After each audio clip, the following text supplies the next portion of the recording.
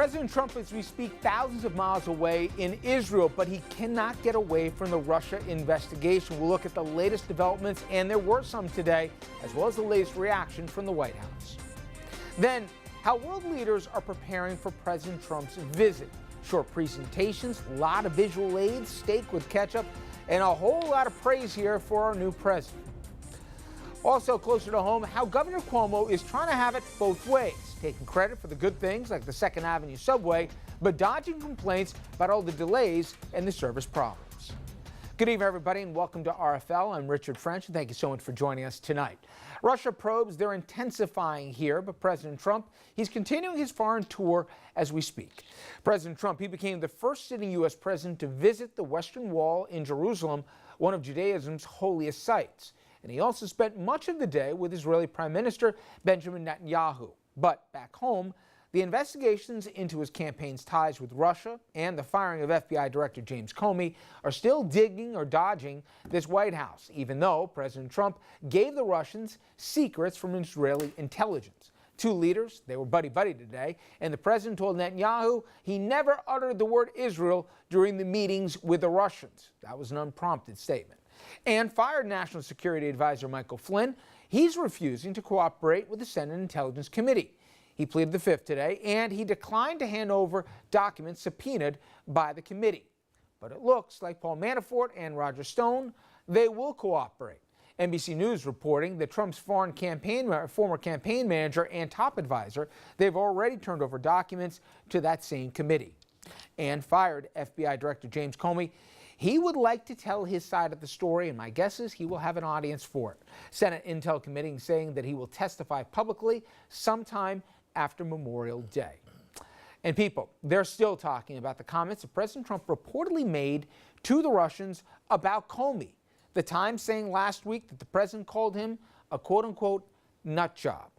National Security Advisor H.R. McMaster was in that Oval Office meeting with the Russians, and George Stephanopoulos asked him about that nut job comment. Take a listen. Is that what the president said? Well, I don't remember exactly what the president said. The gist of the conversation was that the president feels as if he's hamstrung. Well, for his part, Senator McCain, none too happy about any of this. Here is the Arizona Republican responding to those comments. I'm almost speechless because I don't know why someone would say something like that. But I know this, Mr. Lavrov is the stooge of a thug and a murderer. And this whole mess causing White House attorneys to research impeachment procedures just in case. Multiple reports saying they're consulting with experts and are collecting information about how it would all work if it ever got to that point. Let's bring in our panel right now. Jeanne Zaino, professor of political science at Iona College, also senior advisor at the consulting firm Applied Techonomics. Dominic Carter, political journalist and author, and Phil Reisman, radio talk show host on WVOX. Before that, a journal news columnist. Oh, how the world turns, Phil. All right.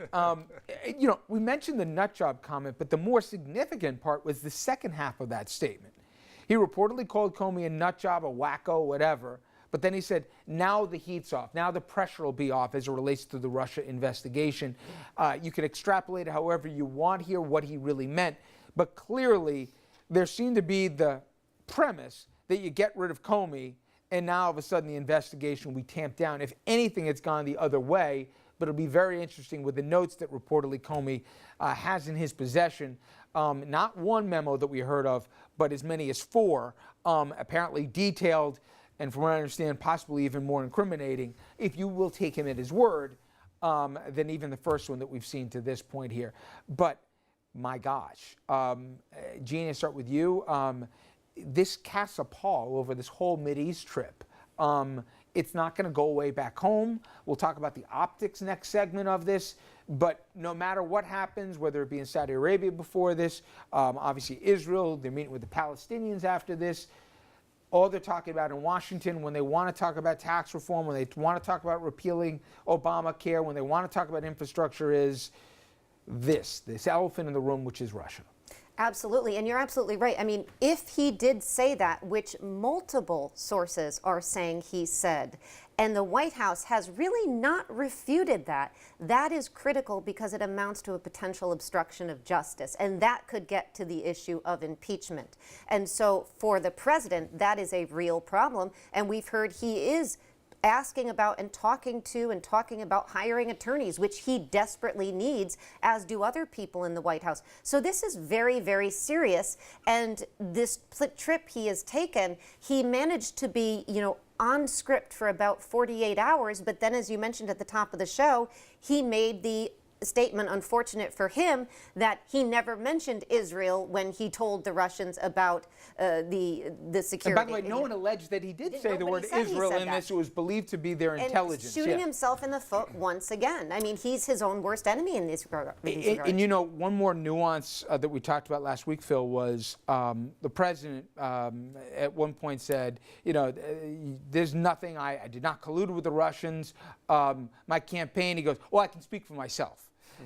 Which creates the environment that this thing could go south in a hurry, and if it does, every man for themselves. Right. We also are hearing today that there is a White House advisor that has been identified as a person of interest in this investigation relating to the collusion with the Russians. And it's never how it just starts, is it? Right. It always turns into something else. And now with the special prosecutor, Bob Mueller, respected by everybody here, especially if the leaks are kept to a minimum, if non-existent, who knows where this thing goes? Yeah, and it'll take a while too. I was thinking, when you started the show, that yes, he's overseas now, which is the best thing a president can do when they get into this kind of domestic home stuff, the Washington, meltdown. And I would say that despite some of the gaffes that he may have made already, it's basically he's not tweeting, he's not doing all those things that usually get him into trouble, at least not yet. And, but he's going to come back, and as you said, this is going to be, back in the forefront when he gets back. And I was also going to say that, at some point we're no longer going to have, I think, necessarily the unnamed, the two close sources, unnamed. We're finally going to get some facts, and Comey himself is going to be testifying. So yeah, and as we said, guys, it looks like not this week, but next week at some point he'll be testifying. Yeah. Funny, Phil makes the point, Dominic, that the president reportedly he doesn't like to travel, and he thought the trip was too long. He probably should have gone for as long as they could let him go, because the longer he's away from this limelight, the better. But to me, the most interesting thing that I'm going to be looking for this week is, we'll be talking about this tomorrow night, the budget that was laid out and all the really steep cuts that amount to well over $1 trillion over a 10-year period, and who it would impact. Republicans in the Senate in particular, for me, they've got to do this kind of this math in their head, which is, all right, I want my tax reform. I want to repeal Obamacare to a degree, not like they want in the House, but I want to do something here. Kind of like infrastructure, but I really want tax reform. I'm going to take a bullet for these tax cuts, and I don't know when the next shoe's going to drop here with this investigation. Every state's different. Everybody's calendar's different. Who's up next year? Who's up? They just had their election in November. I know there's all those different calculations, but to me, Dominic, 50-some-odd Republican senators are the ones that I'm going to find most interesting what they do in the next 2 weeks. Well, that's why, Richard, you need a president that is as strong as possible. And that's why the Republicans are in trouble right now with Mr. Trump at the top of the ticket. The budget dance, and we go through this every year. A president will propose extremes, and then certain measures will be placed back by either the House or the Senate. Who knows this year? Because they have control. But this is a situation, Richard, and I agree with the point that's been made. He's got to stop shooting himself in the foot. It is good that he's out of the country. But Richard, when is he going to show some discipline? He had, and apparently it's an over-under, Dominic, which people said, hey, he's behaved for a day, and they're like, Richard, you think he can go 8 days without sending out an inflammatory tweet? But the headlines already tonight is that in Israel he tried to hold his wife's hand and she smacked his hand away. So I mean, you've got to control a lot more what is going on. The wife is openly defying him in public. So now that's going to be the headline. Part of this is understanding the power of the presidency. Jeanne knows this better than anyone. It's about, it's the idea that the president now, for better or worse, in the history of our country, has developed into being the #1 guy, the guy that has to drive policy and everything else. And I think you're right, Dominic. There's no way that Congress is going to do it by itself without having somebody that has a certain amount of following as the leader of the country. And right now, it looks less and less like he's able to do that, to do all those things that a lot of those Republicans want, like the corporate tax cut and all that kind of stuff. Because, you need to have a president that has backing, and right now. Jeanne, to me, the thing that's most mind-boggling is he still does. It's not past. I don't know where this investigation will go. He has so many opportunities if he wanted to. Because he came in where he wasn't beholden to a particular party, even though I don't think he has any core political principles to speak of anyway.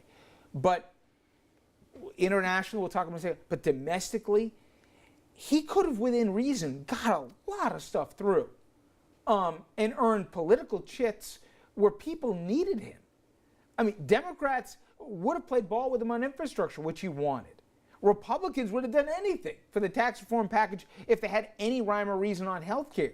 But his self-inflicted wounds have made so much of an agenda here so secondary, because you'd have to be maniacal to state your political career and stick your neck out for him when A, he's shown zero loyalty to anyone, and B, you don't know where this thing will go next. Yeah, and let's not forget, for Republicans, this is devastating from a policy perspective. I think it was the National Journal which has said the president did this to himself and to the party.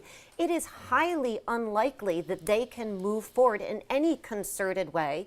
And let's not forget what's happening inside the White House. They still have so many positions that have gone unfilled. They cannot move forward under this kind of heat of an investigation. All they are doing right now is fending off these hits that are coming left, right, and center. How can they move forward with big tax reform, immigration, health care? The Russia story, the last chapter we talked about what was said with Lavrov and the Russians, that was not open to the American press. The only people in the room were the Russians and Trump's own people.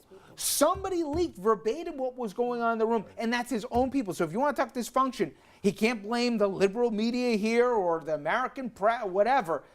Look within. A2, my friend. All right, coming up next. As President Trump continues his foreign travels, world leaders are preparing for his visit, and they're working on ways to stroke his ego and deal with his famously short attention span.